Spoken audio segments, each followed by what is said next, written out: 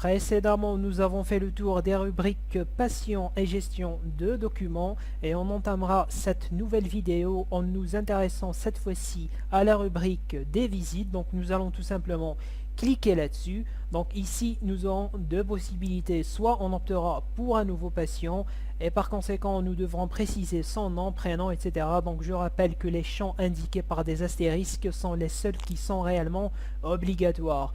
Deuxième possibilité, un patient déjà existant qu'on a ajouté préalablement. Donc par exemple, on clique sur notre patient, vous voyez que ces informations se sont automatiquement affichées. Concernant la date, donc un outil de choix de la date a été bien évidemment incorporé. Vous aurez la possibilité d'opter pour une date soit antérieure, soit ultérieure.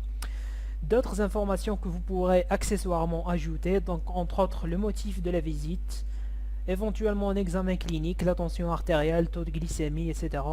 Éventuellement donc un diagnostic et une conduite à tenir si jamais vous voulez préciser ce genre de détails.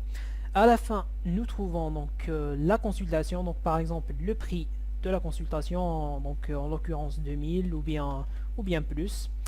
Vous aurez le choix soit de cocher la case oui ou non. Concernant l'ordonnance, donc ici la partie la plus importante, donc bien sûr afficher ou non le numéro de téléphone du patient, c'est clair. Si vous vous souvenez, dans la rubrique des médicaments, nous avons ajouté les médicaments que nous utilisons assez couramment. Donc si je clique, je trouve la liste des médicaments préalablement ajoutés, donc par exemple néogastrique, Clamoxyl, Solupred. Vous voyez que les médicaments se sont ajoutés à l'ordonnance. Et j'ai aussi la possibilité d'en ajouter de nouveaux. Donc en cliquant tout simplement sur Nouveau, je vais par exemple en ajouter un, par exemple de la mycosine. Donc à noter l'existence de l'autocompression au même titre que les autres rubriques. L'autocompression a même été incorporée ici pour faciliter donc la tâche et pour un gain de temps considérable. Donc de la mycosine. Voilà. Posologie, bon, ça sera une application 2 fois par jour. Si je devais préciser la durée, donc on va mettre 7 jours. Évidemment. Pour ce qui est du document, donc nous allons tout simplement cliquer sur l'onglet document. Donc si vous vous souvenez, on va faire l'exemple avec le document de sport qu'on aura déjà ajouté précédemment. Donc tous les documents préalablement ajoutés seront disponibles ici. Donc on clique sur sport. On clique sur le Word.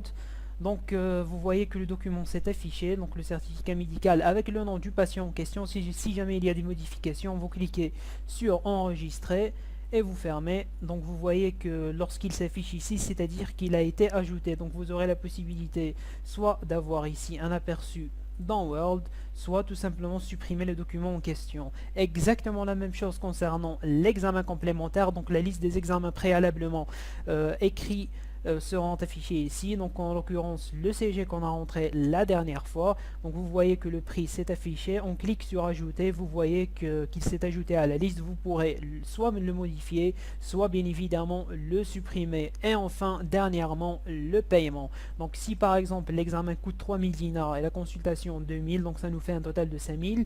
Si par exemple le patient a versé 2000 dinars par exemple, on cliquera sur valider.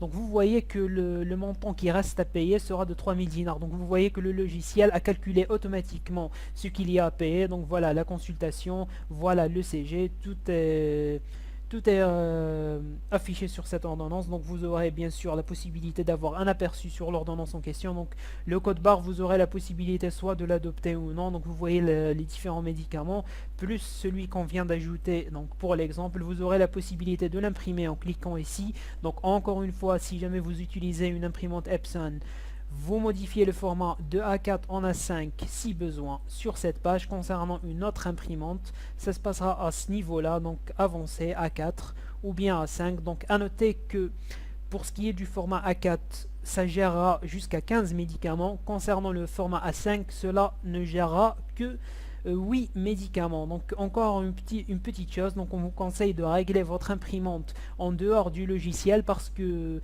pour ne pas avoir à le recommencer chaque fois si jamais vous utilisez toujours le même format d'impression.